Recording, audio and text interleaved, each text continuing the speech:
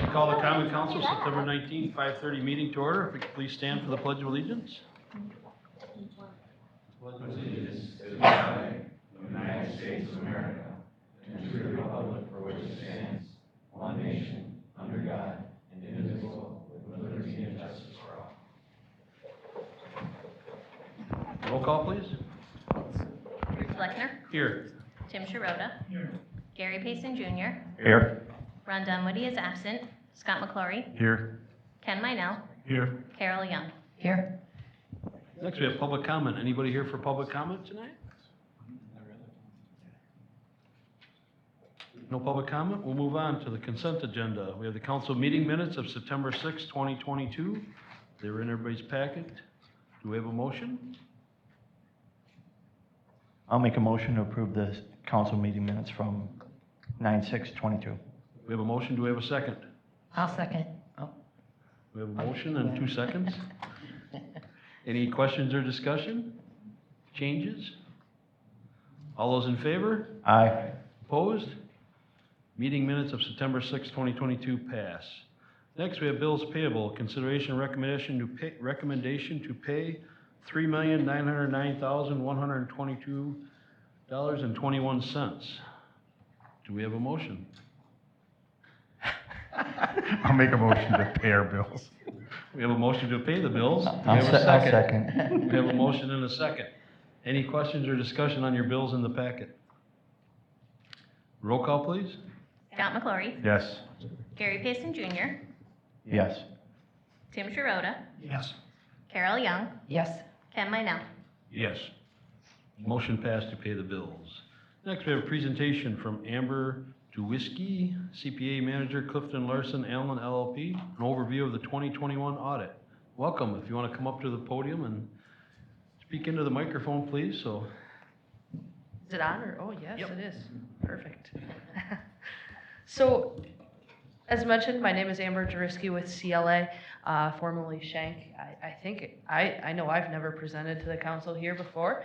I think it's probably been a little bit. So I'm going to go through, I have just a short PowerPoint. I'll go through this. If you have any questions, real informal, please raise your hand, speak up. We'll go through those questions. The formal, as part of my agenda is the introduction for myself and CLA, and just mention where we're at with the audit.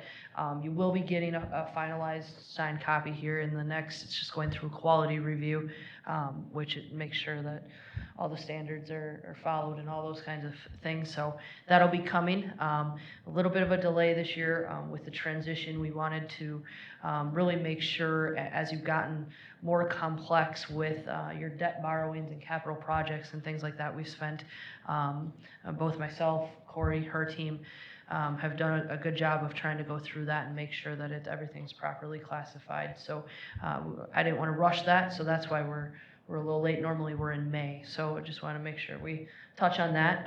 And if there's any questions on that, I'd be happy to answer that now or later. Corey and Adam both have my contact information. Feel free to reach out. So just running through the rest of the agenda, then I'm going to talk about some of the required communications that we have to discuss with the council from an audit standpoint. A summary of the audit results to this point, the general fund, run through your debt service, your capital projects, the utilities, and a recap and looking forward. That sounds like a lot of things, but I'm really going to go high level and go through it pretty quick. So to get started, the required communications, you will receive a finalized governance communication that we are required to provide to the council. That includes discussing our responsibility under generally accepted auditing standards and government auditing standards.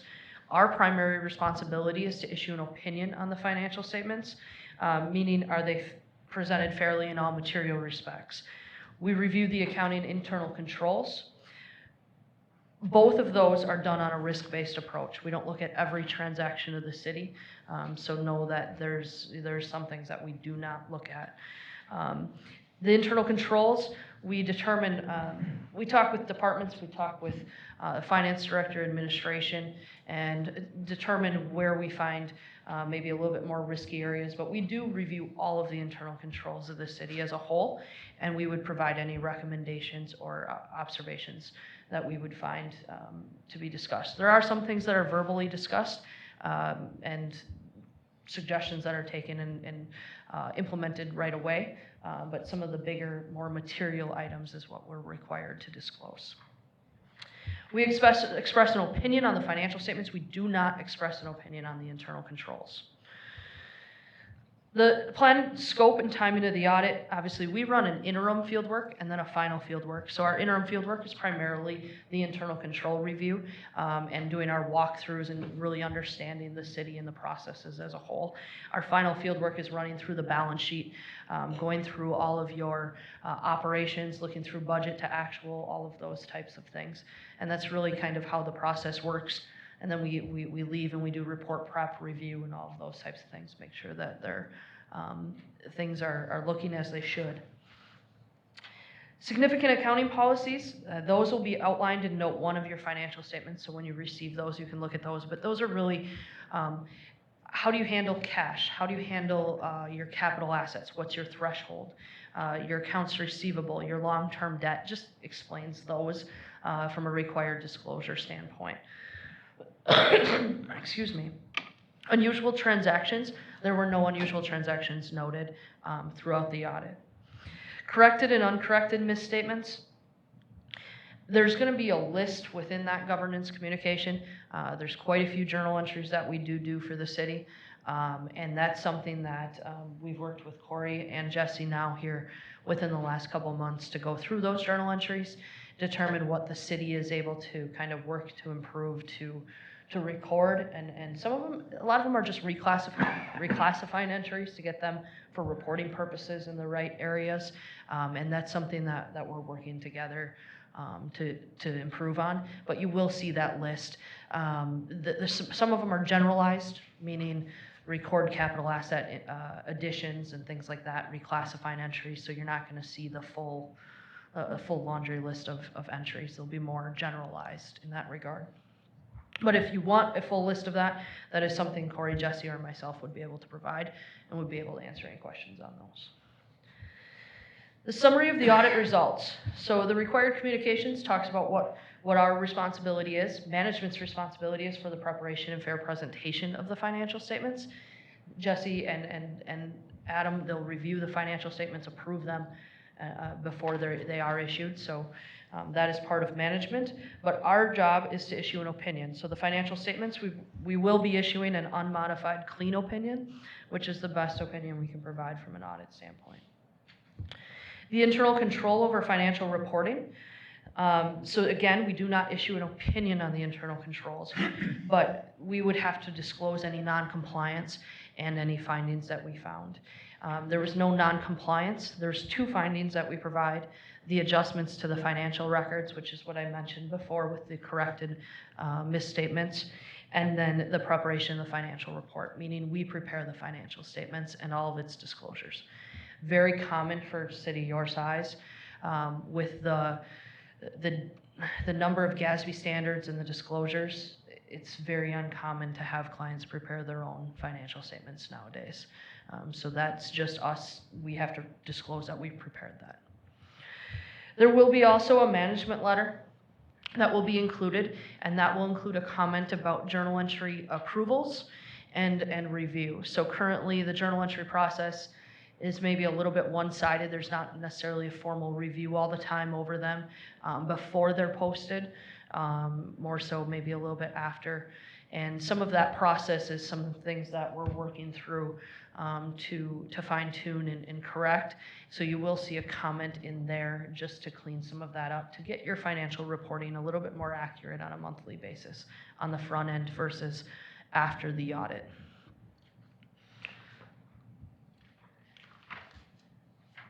Then I'm going to jump into the general fund. So there's just a snip of your budget to actual for 2021. And you can see your general fund had a net change in fund balance of a deficit of about $370,000. But your general fund balance is still very healthy at about $3.8 million. There's a graph right below that slide. Your fund balance policy is about 15%. And you're currently, your unassigned fund balance percentage is about 51%. So you can see where your fund balance policy should be and where you currently are. very healthy from that regard. Debt service, just want to touch on what that is. So your debt service fund primarily accounts for your general obligation debt backed by the tax levy. That is in the debt service fund itself. Your revenue bonds are in the utilities within those individual funds. Your general obligation debt is obviously backed by the levy I mentioned. It's part of your legal debt margin calculation. Approximately 68, you're currently at approximately 68% of your debt limit. I believe your policy is 65%. So that's where you were at December 31st, 2021. The fund balance in that fund is about 1.6 million, obviously restricted for future debt service payments. Your capital projects fund, as of December 31st, 2021, there was approximately $2 million remaining in that fund, and that is almost all debt proceeds that are to be spent. And that's usually just a timing issue of when the project actually occurred and when the borrowing occurred. One thing that I just want to mention about capital projects, and this is more of a bigger picture long term, is just continuing to evaluate your long-term plan on a 3, 5, 7-year 7-year term, and evaluate where that funding is going to come from for your capital. Historically, the city has borrowed for your capital needs. Maybe looking at a little bit of, can we plan a little bit in advance, build some general fund, use some cash on hand, save some from a debt service perspective. Just some of those bigger picture things over time, but some of that takes time, not something that's going to happen overnight, but an option that you can kind of look at. So interest rates have historically been low in the past few years. Obviously, that's changing a little bit, so that might be something that could help you as well. The utility funds, the electric, water, and sewer, all generated an operating income. The proprietary funds are a little different, where operating income is not necessarily cash flow or net position. So we like to look at cash flow. What is that cash flow? Sewer added about 1.6 million in cash. Some of that's a timing difference with bond proceeds and the capital expenditures coming out. But also they did have a good year operationally. So compared to what the debt service needs are and what the expenditures were. So sewer had a good year. Water and electric used cash, approximately about 587,000 for water and about 630 for electric. And a lot of that was some capital infrastructure needs over time. So those are areas, both water, or all three, water, sewer, and electric, are ones where you want to continuously monitor. Look at your expenditures. Are you able to generate enough cash to cover those capital expenditures in your debt service? Or are those something where you need to look at your rates and are they appropriate for what the needs are to maintain the systems so that they can provide for the residents? Unrestricted net position for sewer was about 415,000, water about 2.3 million, electric about 6.6 million. That's essentially the unassigned fund balance in the general fund. We attribute the unrestricted net position to that. So that's kind of their rainy day fund for needs. But a lot of, obviously, their infrastructure costs quite a bit. So it might sound like 2.3 or 6.6 is a lot, but you can go through that very quickly. Then I'm going to go down to recap and looking forward. So overall, I think the city had a good year. I think there were some good things. You had a year of transition, obviously, from a personnel standpoint.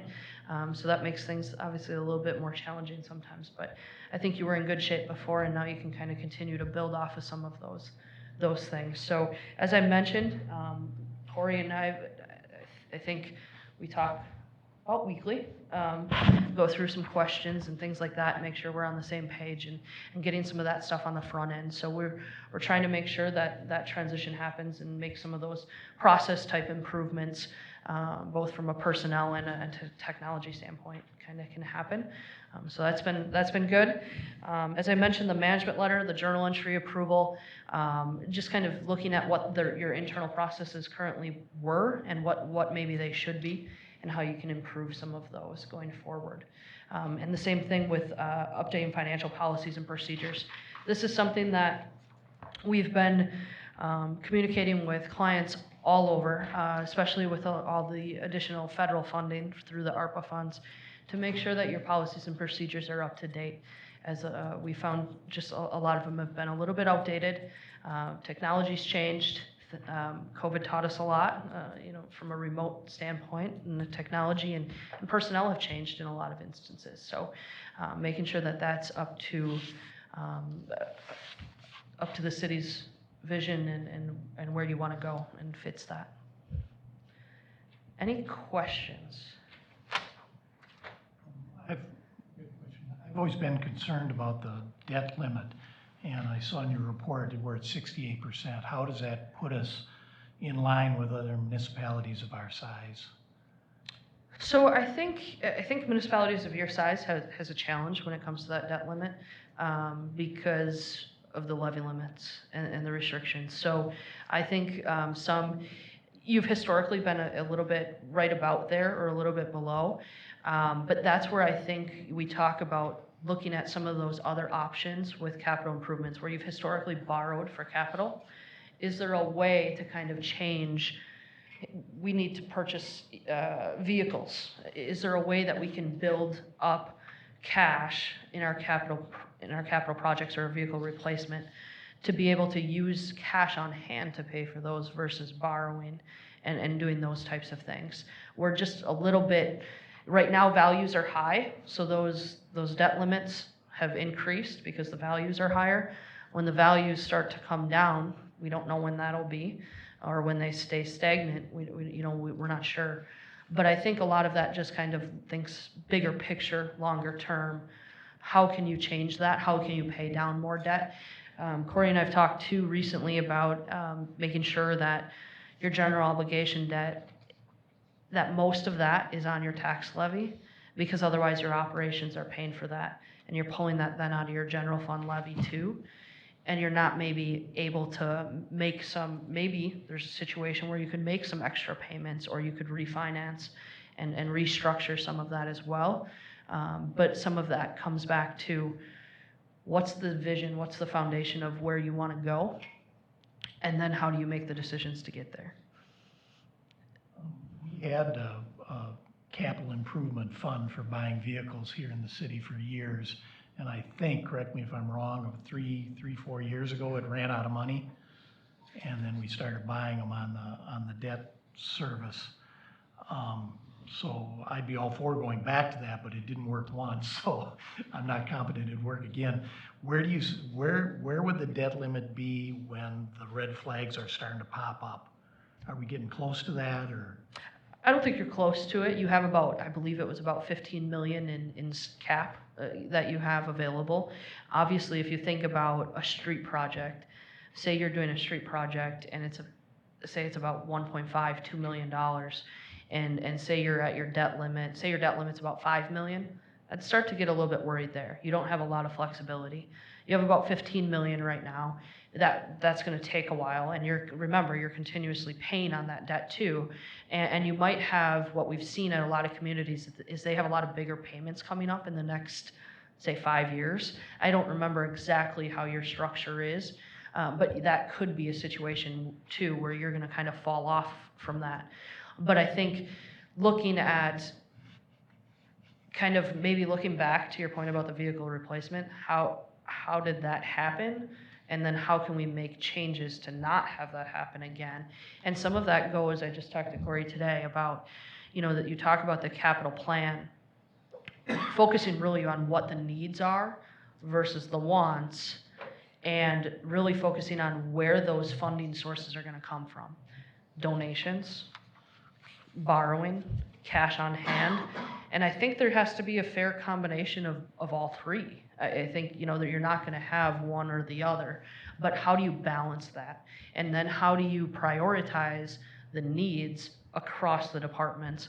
But I think really breaking that out by years and then by the funding sources and the level of need. What's a dire need? What's going to cost us more in the future if we don't replace this now? Whether it's a piece of equipment, whether it's a vehicle, whether it's a road, because those are also part of the considerations. But when you talk about that capacity number being at 15 million, I think you're okay. I don't think you have any concerns there. But when you start to get into that point of, hey, we might not be able to do a road or two roads, because we're too close to it, that's then, you're too far.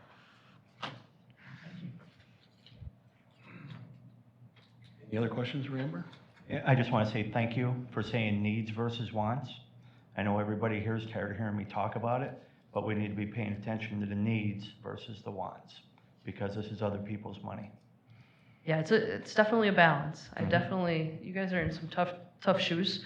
And I think that's where, anything that we can do to we can't obviously make that decision from a needs and wants, but if we can help you, think of some strategies and things like that to be able to accomplish what you feel are your needs and wants to fit those, that's what we want to be able to help you with.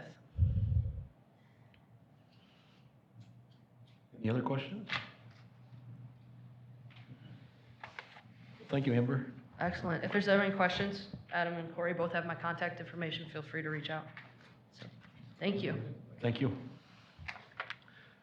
Next, we have report of city officers. The mayor report. I'm going to do a City of Elkhorn proclamation. I want to thank the chamber for everything they do for Elkhorn with all the great events that they do out throughout the year, bringing visitors to Elkhorn. I know there's a good one coming up, a couple weeks, it'll be Oktoberfest. October 15th, correct? Yep. So that'll be coming up. So just want to read the City of Elkhorn proclamation. Whereas there are more than 265 local chambers of commerce serving villages, towns, cities, counties, and regions throughout Wisconsin. And whereas these chambers provide a wide variety of services to their members, including advocacy, education, and economic development. And whereas many chambers also promote tourism and other community events for working to solve economic challenges and encourage entrepreneurship.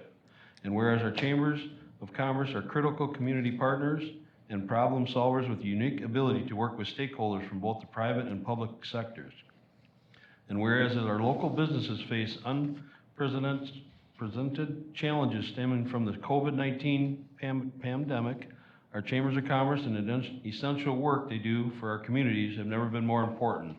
Whereas this month, the state of Wisconsin joins all Wisconsin in commending the local chambers of commerce across our state that work hard to make Wisconsin a better place to live, work, and play. Now, therefore, I, Bruce Lechter, Mayor of City of Elkhorn, do hereby proclaim September as Chamber of Commerce Month, dated this 19th day of September 2022. So Chris, Lacey will get you a copy of this and we'll get it. So thank you for everything from the chamber that you guys work on. Thank you. Next, Adam. Thank you, Mayor. Just a couple updates tonight. One, we're pleased that we do have a new water operator coming on board, Max Oldenburg. He's actually a current DPW employee, so unfortunately, Matt was disappointed to lose one of his team members, but the water department's happy to get somebody. So anyway, Max will be starting September 25th. We've had some positive developments with Toronto builders who are looking to potentially do the Creekside Development Project by the DMV.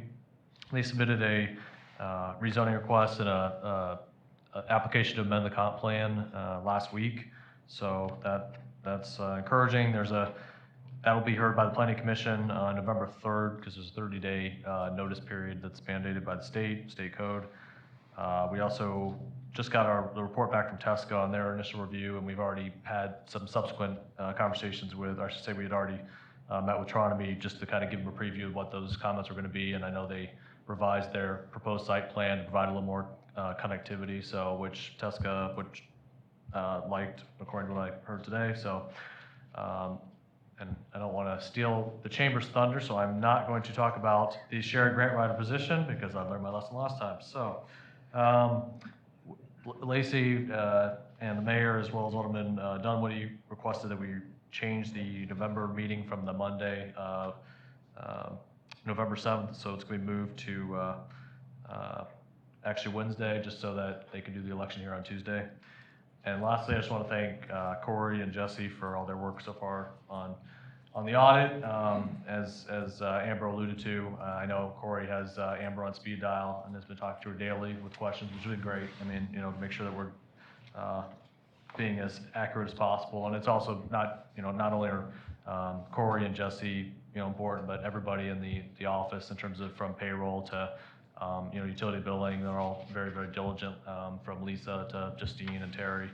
and to Stephanie are, really go out of their way to make sure bills are getting paid on time, and they're looking at invoices carefully, and so, all that is important, obviously, to the audit, so, so thanks to everybody for that. Thank you, Adam. Next, report on liaison committee meetings. Fire advisory. I have a couple things. One, I'm happy to announce that the state finally approved our paramedic licensing, so we've been operating as paramedics since September 1st. Second of all, I've been working with the towns on the amendment to the contract, and so far the town of Geneva passed theirs.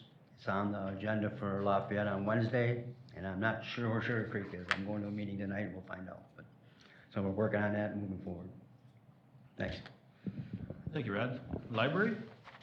The library would like to send out a big thanks to Bruce Lechner, Joel Christensen, and Ward Phillips for participating in the August 25th library program on the 1928 Culvert Mystery. They did a wonderful job of revisiting this notorious case, and the program was a tremendous success with an attendance of 88 people. They'd also like to note that they had very big attendance at their Sunset Park program on September 10th, featuring whip performer Adam Winrick. A big thanks to the rec department for partnering with the library on this program. That's it. Thank you, Tim. Recreation advisory? Yeah, we meet Wednesday at 5:30. Wednesday, 5:30 here. Yeah, that's correct. Okay. Chamber? I'll defer to Chris. Good evening. Just as Bruce alluded to, If you can come up to the mic though, so. just as Bruce alluded to, we have our upcoming Oktoberfest, which is on October 15th. We should have a record-setting number of vendors, food trucks, and participants. If the gauge from any social media activity is any indication of what Elkhorn will be like, hang on. Because it says, I think that there's already 7,500 people coming to the event via social media by two different platforms. So Adam, you need to find your way there, seeing you couldn't find your way to the fair. So, sorry about that. He said he had difficulty finding his way there. Anyhow, next time can we get him and escorted? I'll pick him up. Okay, there we go. You have to be ready for the fun, because that's what we want it to be here in Elkhorn. I hate to say it, but we are talking about winter events already. We are in the preparation for Let It Glow, the 3-day Christmas event, which I think I alluded to in a prior meeting, that last year we had about 50,000 LED lights on the back half of the fairgrounds. If everything goes the way we anticipate, there could be anywhere between 250 and 400,000 LED lights on the fairgrounds. So that is a big change, and we are looking at having our event on the first weekend and possibly just a self-guided drive-through on Thursday through Sunday on predetermined times, things like that. It will be hooked to a radio station where the music will be playing and you will see the animated lights. So that's just very exciting. Let me see, what else was on? Oh, Adam talked about the city has, as of next Monday, we will officially be able to announce that we have a full-time grant writer hired for the combination, the city of Elkhorn, the Elkhorn Chamber, and the school district. Katie James, who is from the Elkhorn community, has accepted the position. And if any of you know Katie, she is going to be dynamic at this position. She, in her final interview, was like, I will see you next week, I will see you the following week, and see you next week as your new employee. So she is ready to hit the ground running.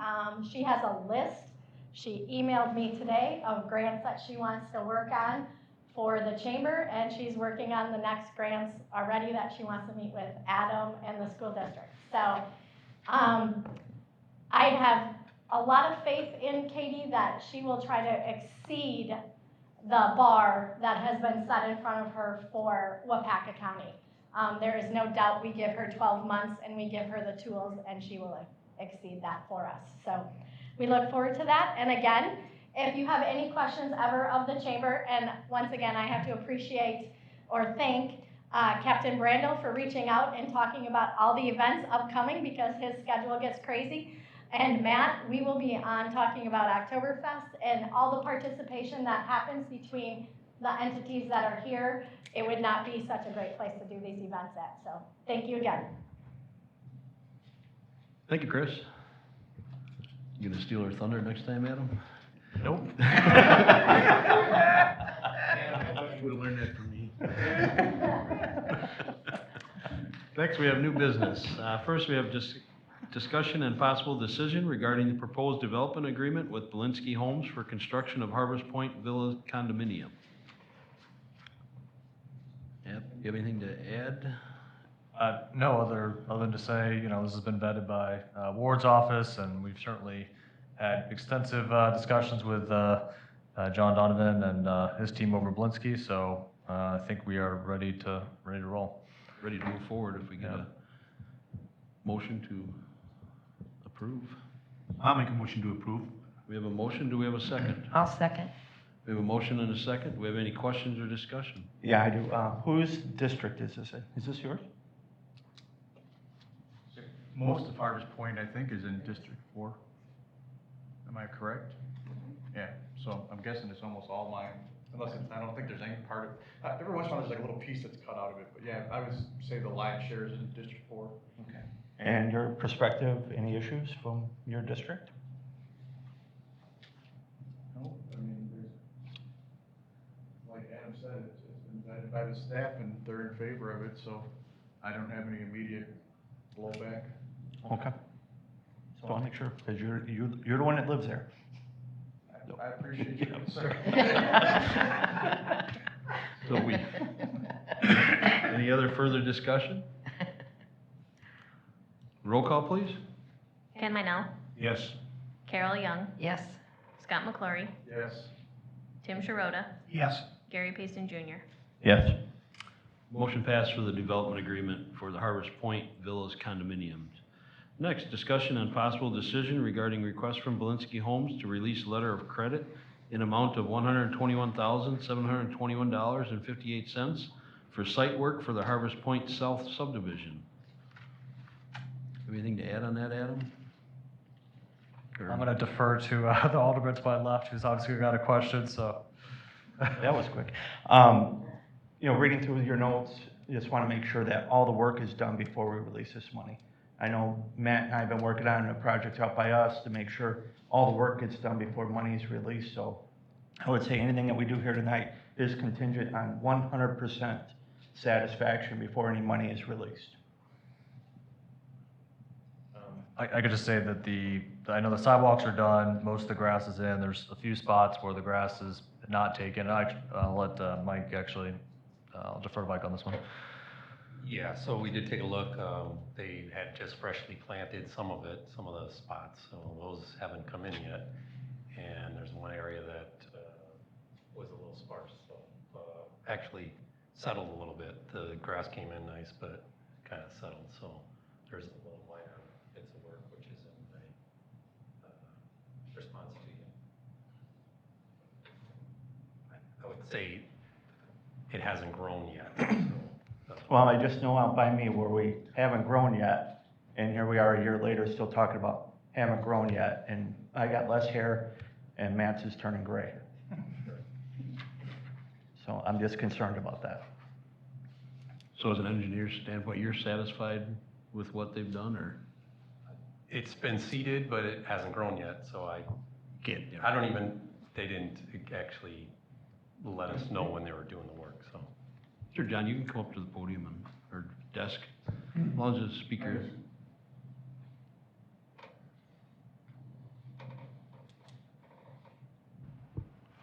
Hi, John Donovan from Belinsky, Development Manager.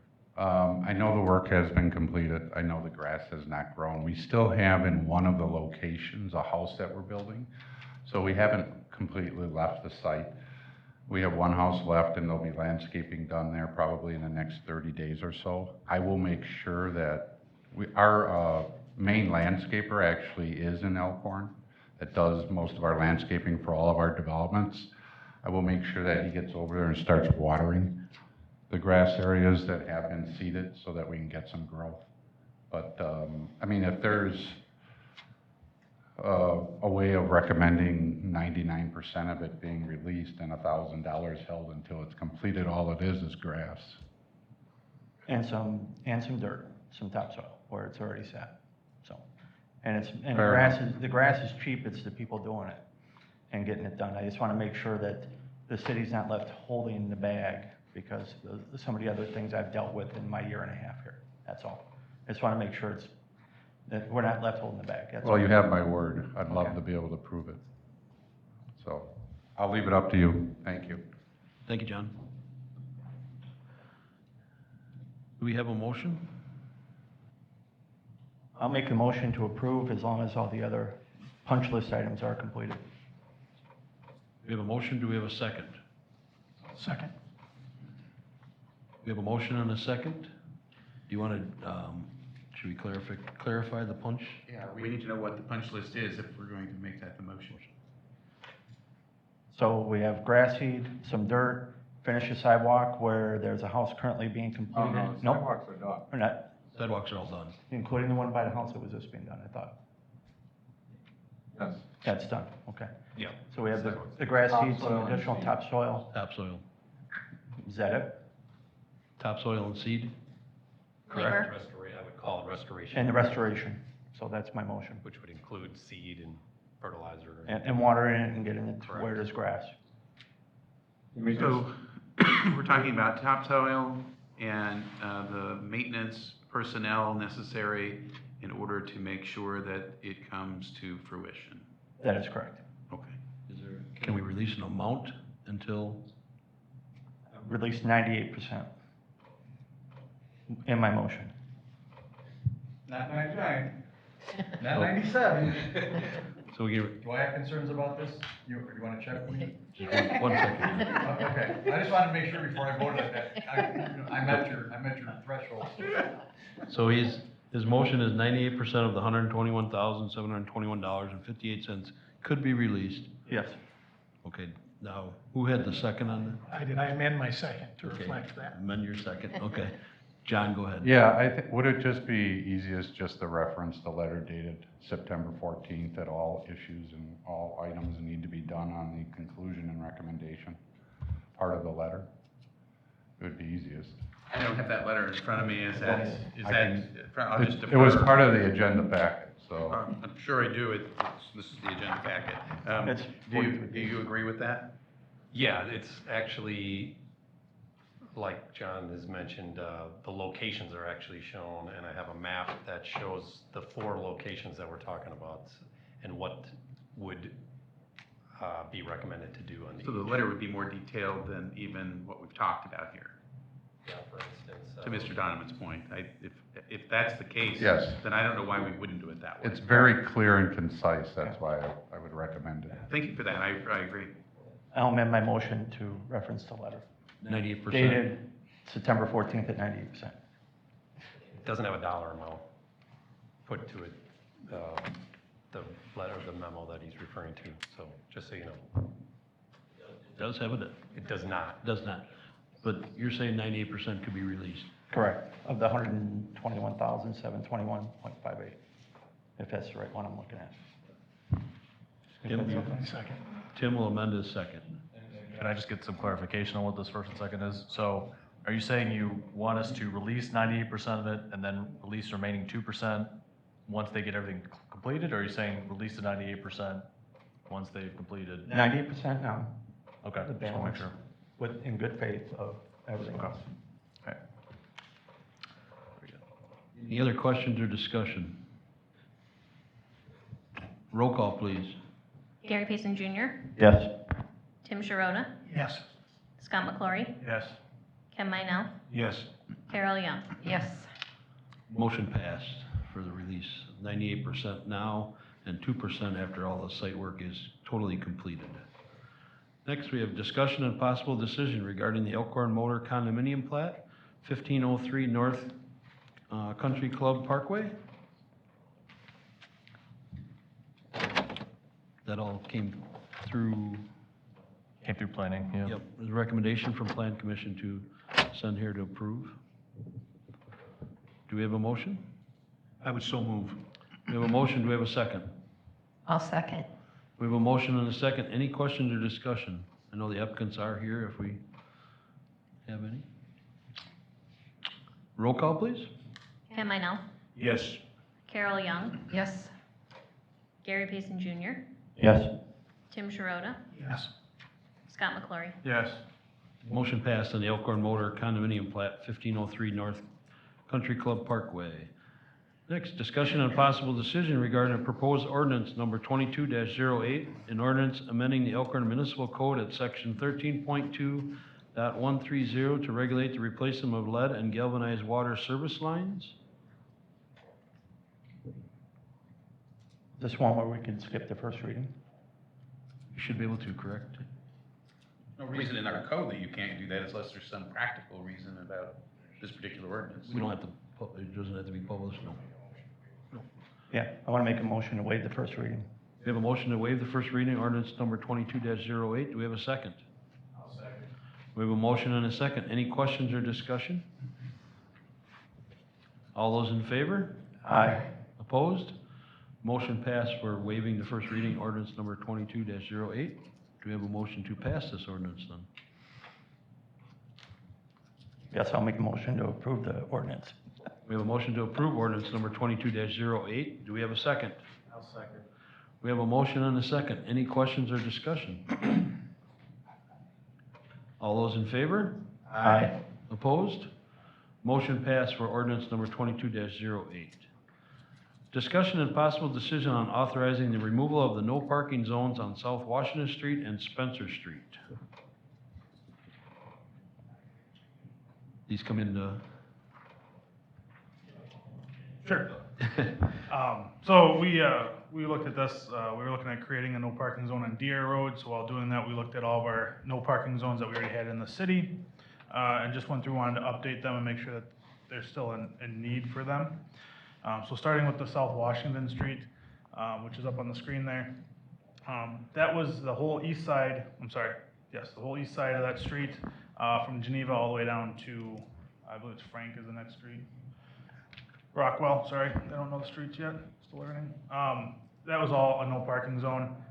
It looks like it was made that way years ago for the doctor's office on the corner, to make it easy access in and out there, and not to overly narrow the street. But now that that office is vacant, we don't see a need to have a no parking zone on that side of the street anymore. And by eliminating that would also free up a small amount of parking for the downtown area. The other street we're looking at is Spencer Street. Again, from Court Street to Walworth, there was a no parking zone on that west side of the street. That was created to basically increase safety for the students when Lakeland School was in session. Clearly that school hasn't been in operation for some time. So when evaluating this, we did not see a need to keep it as a no parking zone in a residential area. thank you. Do we have a motion?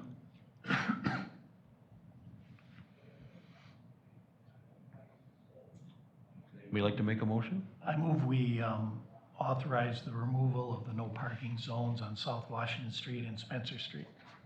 Motion to authorize the removal of no parking zones. Do we have a second? I'll second. We have a motion and a second. Any questions or discussion? All those in favor? Aye. Aye. Opposed? Motion passed for removal of no parking zones on South Washington Street and Spencer Street. Next, discussion and possible decision on authorizing the creation of a no parking zone on Deer Road. All right, again, starting last October of '21, we had some issues with parking that was called in by ECO regarding people parking on the road that were visiting Cunis RV. They were unable to get their large trucks and semi-trailers in and out safely. They'd have to go to Cunis several times and have them move vehicles, and it just became a hassle for them. And it was quite dangerous that they were eventually going to cause a crash or possibly someone be injured. So we put up temporary no parking signs for the last 6, 8 months now, and we have had no issues there since then. I guess this is just a motion, or we're just asking that we just make it a permanent replacement or a permanent placement of those no parking zones to alleviate the issue, so ECL can essentially run their business. Do we need to make the entire street, both sides, no parking? All the, like from 67 all the way to wherever? No, we're looking at just the south side of Deer Road. Okay. Oh, yeah, that's right. 50 Okay. feet past that last driveway of ECL, Yeah. so it will not be that whole section of Deer Road. Do we have a motion? I'll make that motion. We have a motion to authorize the creation, correct? Yes. Do we have a second? I'll second. We have a motion and a second. Any questions or discussion? Have we had any feedback from Kunis in regard to this? I know they park vehicles there. Yeah, initially they were not real thrilled. It didn't seem like we. And now they are? No, no, it came down. Before we were just okay with it, but now we just. No, initially there was some disagreements between the two businesses, obviously. But at the end of the day, I think it's the safest option for that roadway. It is not a real wide road as it is. So they have not argued with it. I've heard nothing negative from them since we put up the no parking signs, once we put those in, those temporary ones. And I know ECO, they've reached out and they're happy with the results. They've had no further issues since those have been up. Any further discussion or questions? All those in favor? Aye. Opposed? Motion passed for authorizing the creation of no parking zones on Deer Road. Next, we have discussion and possible decision regarding requesting formal proposal from Foth Infrastructure and Environment LLC to provide engineering, design, and construction engineering services for the 2023 South Wright Street Improvement Project. This one, Adam, or? Sure, I guess I'll take one for the team, no, kidding. As I indicated in the council packet, that one of the projects that top priorities for the water department for next year, for 2023, was replacing some of the lead. There's about 10 lead services on Wright Street, South Wright Street. And as any of you have driven on that road, which is right by the school admin building, it's in really rough shape. And so it makes sense to take care of those at the same time. Because of East Centralia next year being another big project, and obviously East Centralia will be a big project for years to come. Our thought was, and both expressed an interest in doing both the water and street part of South Wright Street. So we said we would be open to at least, looking at a proposal from them or quote to do the work. And they gave us the proposal that was in your council packet. They've given us an estimate of about 16 to 19% would be the fee for the engineering services, and that'd be both design and construction management. Kapoor has given us an estimate about 13 to 16%, so certainly Foth would be more expensive based upon preliminary estimates, although we haven't gotten, I don't think, a concrete proposal from Kapoor, but so it's just for council's consideration, discussion. I know Foth is eager to get going if you do want to go that direction, and they would put together a formal contract that you would still have to approve, but just wanted to get some feedback from you on whether that was the direction you want to go, or if you want to work with Kapoor both on South Wright Street and Centralia for next year. So members? Don't we have to get standard quotes from several bidders regardless? For the engineering, that's not something you do that's just, you don't have to do competitive bids for engineering. You can do direct negotiation with individual professional services providers, or you can do a broad RFP. Personally, I'm not opposed to having staff engage. Is it Foth or Foth? I've heard it both ways. Does anyone really know? No? Both. Huh? Both. Both? Okay. Both. Well, I'm not opposed to having Adam work with them and go ahead and come up with a contract for us to review. Motion? Sure. We have a motion, do we have a second? I'll second. So we have a motion and a second. Any further discussion or questions?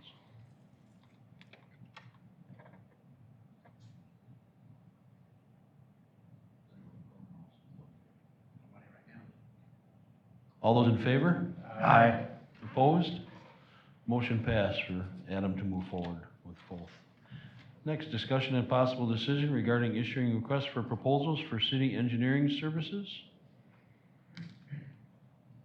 So in preparing for next year, we discovered that the last time the council renewed the contract with Kapoor, it was a 2-year extension from what we can tell back in 19, and you approved it in 19, and it was presumably for 2021.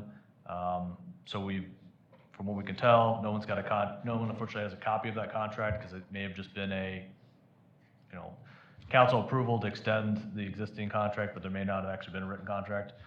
So from what we could tell, the city's just been operating with Kapoor since then as just status quo, I guess, based upon the labor rates that were provided back. Because Kapoor's been giving us labor rates in 3-year increments, so that's what we've been using for this year. But anyway, so with us not having, quite frankly, a current contract, and we'd want to get that updated for next year, just wanted to find out from you, from the council, whether you want us to, negotiate or, work with Kapoor to have a proposal for a new contract, or whether you want us to issue a broader RFP and get proposals from other engineering firms. Just looking for some guidance. Council members? I would think it would be a poor idea for us to not engage them and go ahead and do the 2023 budget without having those numbers. And then just have them say January 1st, oh, by the way, our rates have changed, here's the next 3 years. Which they could do really at any time. I mean, absent a sunset clause to the original contract. So I would say, yes, we should definitely get that in writing, work with them to, obviously it's not gonna be the same rate. I don't think any of us are foolish enough to assume that, so. So you're saying to Adam to just work with Kapoor, or do you want him to put an RFP out for anybody? Unless we're planning on potentially changing our city's provider for the services, absent that, I would say to continue to. It's up to the council member if you guys. Right. If you guys want to change. If we don't want to change, then I think we should just have Adam work with Kapoor. Agreed. Yeah. If council's happy with what's been happening. I'm fine with continuing our relationship with Kapoor unless I'm missing something or you all have a different opinion. The only thing I would say is, yes, I agree with you, except for unless the proposal comes in out of line, then we need to review it. Other than that. But it's a proposal. Correct. Yeah. So Scott, your motion is going to, if I'm reading it right, to continue to work with Kapoor and get a proposal, Right. correct? Sure. So we have a do we have a second? I second. So we have a motion and a second. Any further questions or discussion? All those in favor? Aye. Opposed? Motion passed to continue working with Kapoor on getting a proposal for city engineering services. Next, we have just discussion regarding proposed 2023 to 2027 capital improvement plan. Can I are we talking about like a 3-year extension, or do we need to qualify that at all regarding Kapoor's contract? My motion did not state a specific parameter. I guess if it benefits the city to do a longer, then, here's the rate for 3 years, or we can lock it in for 5 years at this rate, or whatever, whatever magic you guys can come up with, I'd like to, I guess, pull that string and see what we can come up with. So, a minimum, I guess to answer your question, my expectation is a minimum of 3 years. And if it could be longer to the city's benefit, then by all means, lock it in. Locking in labor rates is a good idea, and then cost services and all that, but you want to make sure that the city's got an out if the quality of the service falls, that we can, on a 90-day notice or something. Sure, yeah, I would expect you guys to go ahead and write it that way. I would also like to have a copy of the contract kept this time. I thought for sure when Adam was talking, I'm like, I can't believe that you don't have a copy of it in your office, that's crazy. Prior administration didn't think I needed to get final copies. Alrighty then. Sorry to jump in here. I think the problem was, I don't think there ever was a contract for the most recent extension. I think it was just a verbal, council approval of extending the existing contract for 2 years, and unfortunately there was, so at least that's what we can tell, because Kapoor doesn't have a copy, we don't have a copy, there's no, you know. And we're still working on the 19 rates. Well, back in 19, they gave us a 3-year rate schedule. So Right. it's like we had the 3-year rate schedule, but it was a 2-year extension, so we're working on a rate schedule for a year that wasn't, quite frankly, approved, but. I get it. Okay. So, Adam, you know what the recommendation of the Yes, council I for. so got it, yep. We got faith in you. Somebody pull out their Scott English Scott dictionary and interpret that. So Corey, do you want to go over your sheet you just handed out? It was just an update of our prior budget conversation with the preliminary numbers, and the levy limits came through, and the amounts that I think I was off by a rounding a little bit, but the full amount of our levy limits without the debt services and tax increment is the $5,060,866 as far as what the levy limit worksheet's coming back as. Does anybody have any questions for Corey on this? Just to jump in, yeah, this is similar to what you guys saw last time, but we did after that meeting get the levy limit worksheet from the state, so we now know for certain what the levy can be increased to for next year, so. And refresh my memory, maybe everybody else's. What were we predicting and what did we actually get again? So we were predicting, I got that. It was like 4,700,000 and it's in the, So it was pretty close to what we were guesstimating, Corey, then?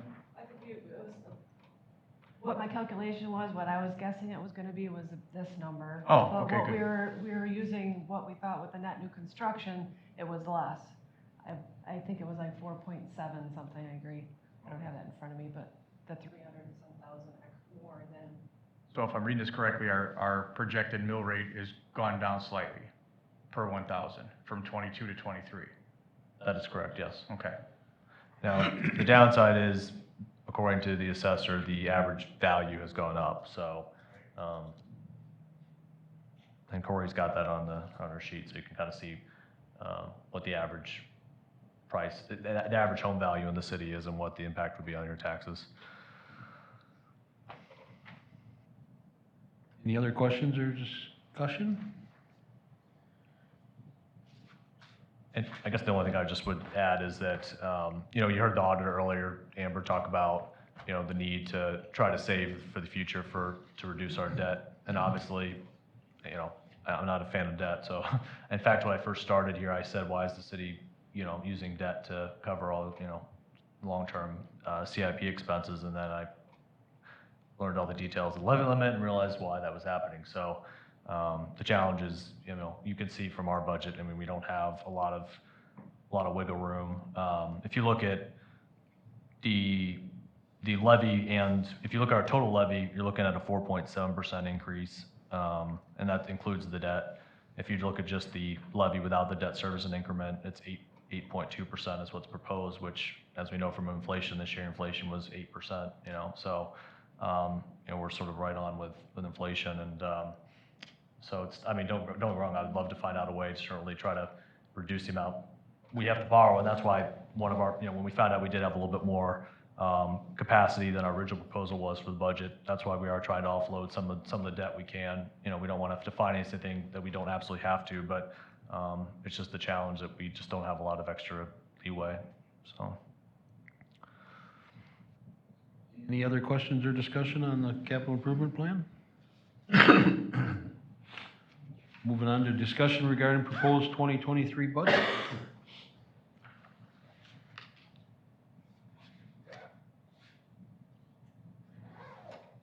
Any discussion?